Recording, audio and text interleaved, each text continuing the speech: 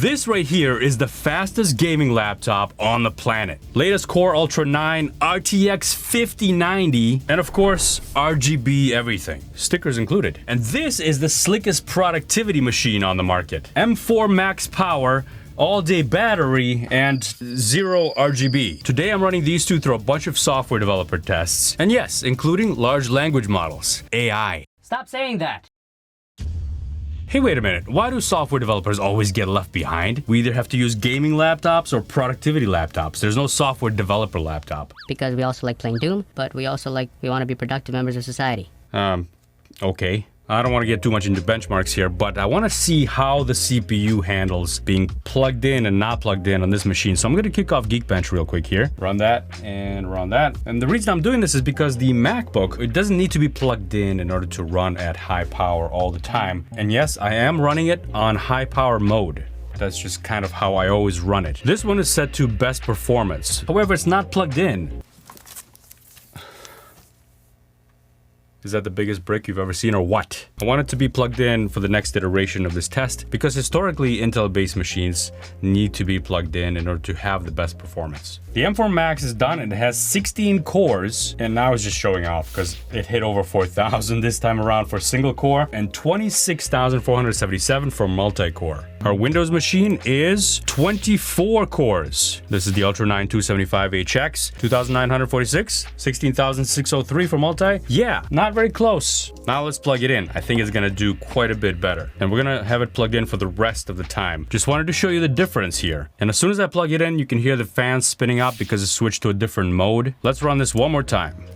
There we go. That's better. 3,090 for single core, 19,956. Let's just call it 20,000 for the multi-core score. So just to review here, the MacBook Pro scores, they are quite a bit higher. But those M4 cores, they're pretty fast. And there's the ROG machine. I'm gonna kick off this other test, which is relevant for web developers. I do web development myself. And this test is very easy. It's a no-brainer. You just run it in the browser. And this is relevant for both developers and end users. 54.9. I think that might be the highest score I've ever seen on the M4 Max. It just keeps showing off right now. I don't know what's going on. It's like, I'm competing, so I better do well. Score of 40 is actually pretty decent, but not close enough to the M4 Max. Still, if you remember that video I did about the Razer 18, which is also a gaming laptop, that one got a score of 23. This is way, way better. Now, I thought this time around, I'll also test the native browser, because not everybody uses Chrome. And the native browser does worse than Chrome, believe it or not. The native browser being Safari here gets 50.6, and the native browser here is Edge, 39.6. Chrome is doing really well these days. Web Tooling Benchmark is another tool that I often use to show JavaScript performance without the interference of I/O. So this is a pretty old benchmark, pretty standard. Measures tools like Babel, TypeScript, compilation, things like that. Pretty simple. Here's the list of all the things it measures. So let's go. It runs through all these tests one at a time to see who is going to win. By the way, this is open source. You can go to the GitHub repository and try this out yourself if you want. It's right there. Acorn 36.97 on the Mac, 26 on the PC. Babel, 35.87 on the Mac, 28.58 on the PC. Come on. I mean, I don't know what I expected. This is JavaScript, so it's similar to the speedometer test. Just breaks it down a little bit more. But here's the end result. We've got 36.47 on the Mac, 27.83 on the PC laptop. So far, we're not doing so well, but we got a bunch of other tests lined up, don't worry. And I heard your voices from the last video I did. At this point, to make things a little bit more even, we need to check out what this machine is really good at. Oh yeah. The scale of this game is just insane. All right, I want to keep playing, but this laptop runs this game incredibly well without a hiccup, and I'm recording the screen externally too. That is incredible. This is streaming video from this machine to my Mac over Wi-Fi. That is crazy. I didn't know we could do that.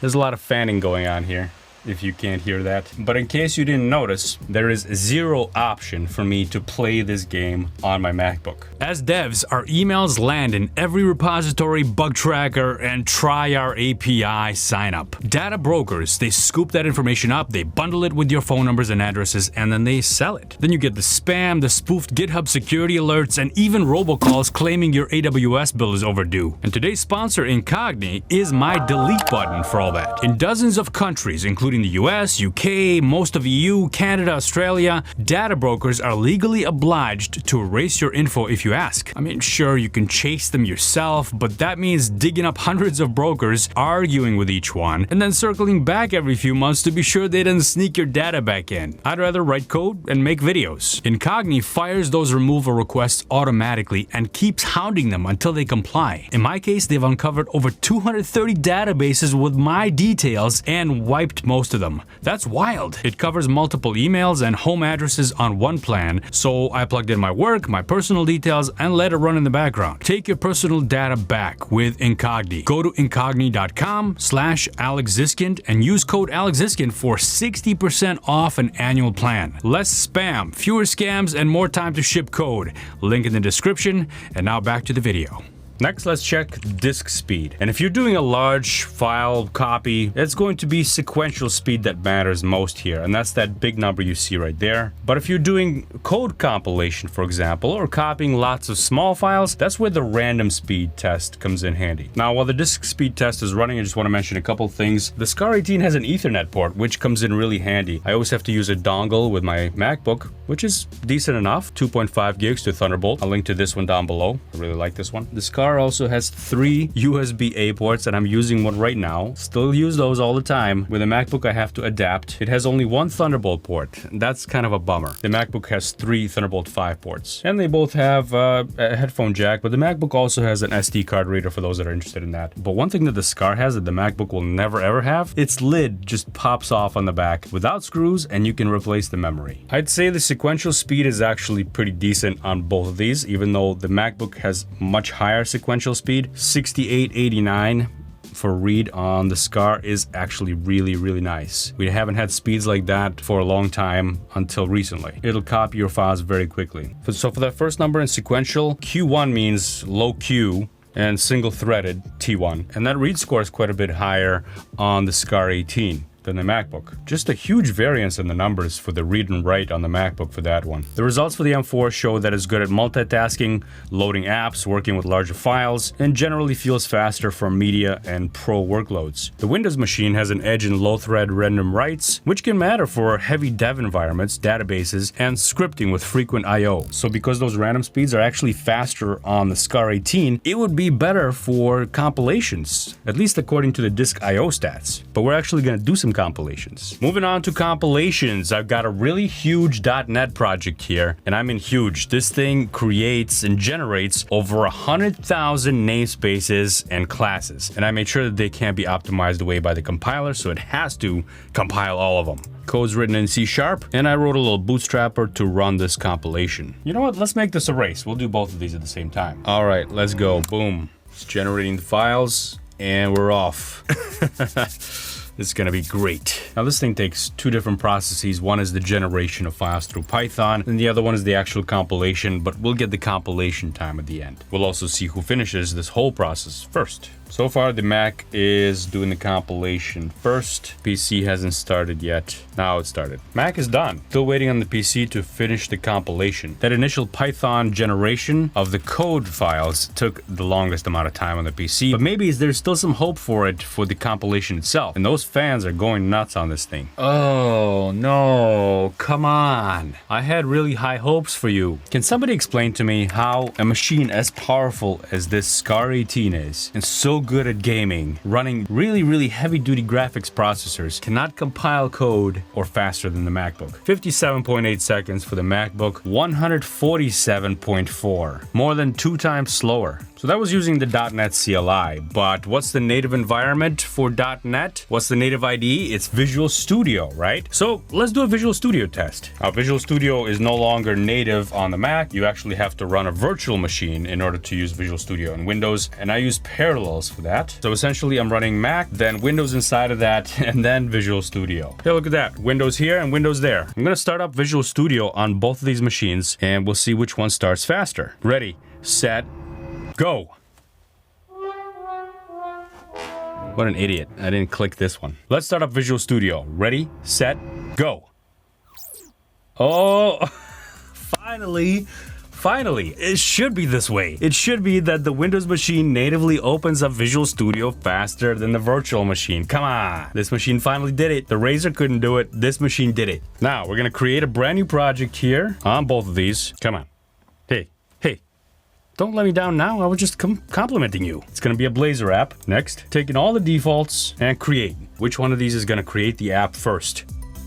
The Windows machine. Nice work. This is good. This is how it should be. Let's take a look at Solution Explorer. All the files are there. Let's just browse around a little bit. I mean, it is Visual Studio, so things are not as fast as an editor. Okay, they're about equal as far as browsing the code. But let's compile this code and run it. I'm just going to click on this button right here. There's only one button. You know what? I'm going to do F5. Why not? Boom. Compilation. Which one of them is going to start the app first? Oh, well, they need to ask me questions first, because that's what they do. About the SSL certificate. Yes. Yes. Don't ask me again. Yes. And yes. Every time. Here we go. The Mac was done first in virtual machine. Come on, don't let me down. I'm going to do that one more time. Let's do F5. Boom. It's already compiled. The Mac pops that up first. What's going on here? Let's close this. One more time. F5 and boom. Okay, now they're about the same. It's embarrassing to lose to a virtual machine, I'm telling you. So I'm glad this thing did not do that. All right, we're done with compilation. Let's do some interpreted code. Python. I have a little program here called the Mandelbrot algorithm. This is open source on Benchmarks game, and you can find it there, different languages being compared to different languages. You can run it yourself if you want. What I like about this particular version of this test is that it uses all the cores to the maximum. And this machine has 24 cores. This machine only has 16. So this machine should win, right? Even though those cores are faster. Well, let's see. Mandelbrot was a mathematician, by the way, that came up or discovered the fractal patterns in nature. And that's what this algorithm simulates. So to run this on Windows and measure the time it takes, we're going to use a commandlet in PowerShell called measure command, and then give it the command I want to run with this 16,000 layers parameter. On the Mac, I'm going to use the time command, but I also need to pipe the output to dev null, so there's nothing being rendered on the screen. All right, let's go. Boom. The boom feels anticlimactic after I've already pressed the button. Holy moly, we did it. We finally beat M4 Max. I don't know why I'm saying we. It's like they did it with this machine, this beast of a monster machine. 12.89 seconds here on the SCAR 18, 14.8 seconds on the Mac. There's that spike on all the CPU cores. And of course, because it used all the cores, this one, of course, is going to win. There's that spike on the MacBook. Even though we are using all the cores, there's just only 16 of them. So there we go. Now, while that's running, here's the MacBook. 43 on the MacBook. Wow. Now, this machine at its hottest spot, which is over here for some reason, but those fans are doing a really good job pulling that heat away from the main process area, from the body, and we are just under 40 degrees here. Definitely, I mean, you can hear it. Definitely better cooling on this system. I don't know if better is the right word, but certainly it does a better job pulling the heat away from the processor, and it needs that because it's got that Core Ultra 9 in there, and the 5090 really needs a lot of cooling to make that happen. The M3 Max is making noise, not as much noise, but it's also in pain right now. And we're at, whoa, we're getting close to that 50-degree threshold, which you should not cross. 47.3 on that MacBook Pro. I don't think I've ever seen it that hot before. All right. Chill out. I feel like I have to yell all of a sudden. You know, with that 5090 in there, it's gonna have to do really well with machine learning tasks or AI. Say AI one more time.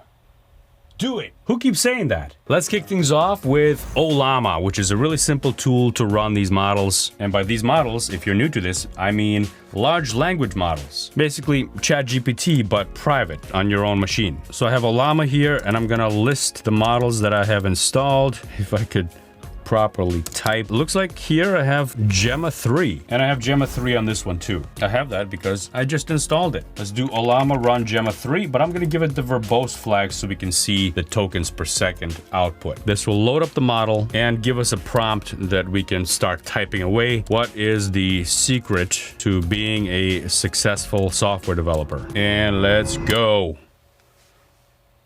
What?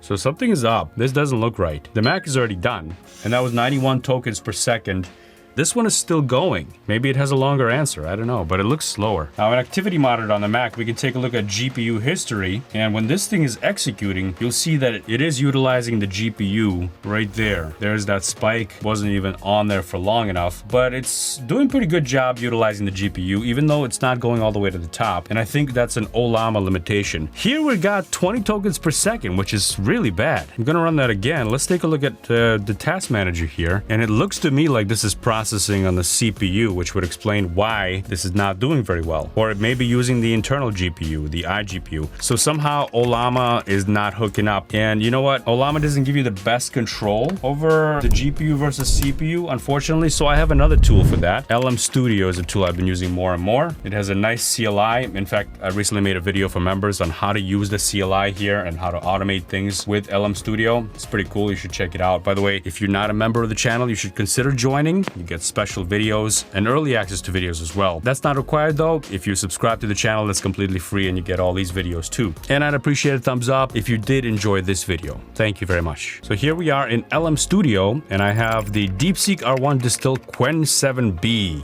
That's the only model I have on that one right now. On my Mac though, I have all these other models that I've been testing out. Yeah, it's taking up quite a bit of space. Here's DeepSeek R1 Distill Qwen 7B, the Q4 Quant by LM Studio. Make sure we're running the exact same thing. And I want to offload all the layers to the GPU here and all the layers to the GPU here as well. All the other settings are exactly the same. Let's go. Load the model. We'll also see how long it takes to load it. This one's already loaded. Nice thing about unified memory architecture on the Mac is that the memory is actually shared between the GPU and the CPU, so it only gets loaded once, and then both the CPU and the GPU can look at the same piece of memory. Here, you need to first load it into system memory, which on this machine, there's 32 gigs of memory, and there's 24 gigs available for the 5090 that's on board. So we should be good no matter what, as long as our models are under that 23.5 gigabyte threshold. So we can see here that this model was loaded on the GPU. Let's run this. What's the secret to being a successful software developer? 10 tokens. And let's go.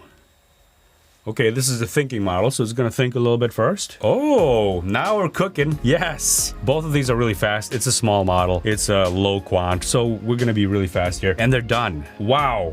Here we go. This is where the 5090 really kicks butt. 70 tokens per second on the Mac, 98 tokens per second on the SCAR 18. Really nice. So as long as you're gonna keep your models under that threshold for the GPU, which is 24 gigs of memory of VRAM, then this machine will be faster. But if you want to run larger models, for example, here is a Mistral 7B Instruct. It's 27 gigs on disk, which means it's going to be slightly more when it's actually in VRAM. That's not even going to fit on this machine at all. So don't even try to run it. It may run on LM Studio because of the split. So it's going to run the first 24 gigs on the VRAM, but the other 3 on the CPU, which is going to significantly destroy its performance and slow it down.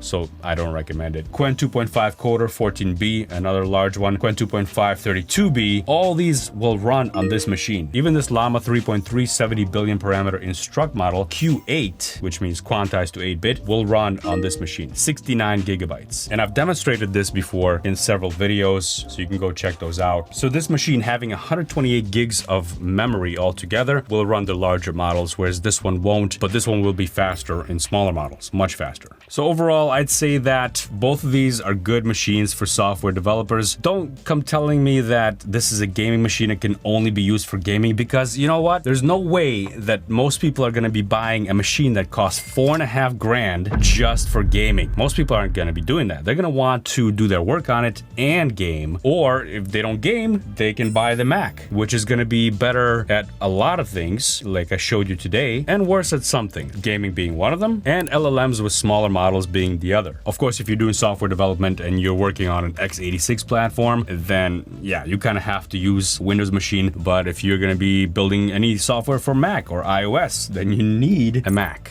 Those are the two polar opposites. They know what they need, and this video is just not useful for those people because they have to buy what they have to buy. But I think most developers fall into this category where they can use either this machine or this machine. And hopefully this video gives you a little bit of an insight into the capabilities of these. The SCAR 18 is a very serious machine. I hold M4 Max MacBook Pro with very high regard. It has one of the highest memory bandwidths out there, over 500 gigabytes per second for memory there, and that's very important when it comes to large language models and machine learning. The 5090, of course, inside here has over a terabyte, but then there is that switching between the system RAM and VRAM, the copying back and forth, that's gonna take a hit, and also the limitation in the VRAM as well. But if you wanna know more about system bandwidth, check out this video right here. It has some good explanations on that. And if you wanna see my previous gaming machine comparison with the Razer 18, that's this video right here. Anyway, thanks for watching, and I'll see you next time.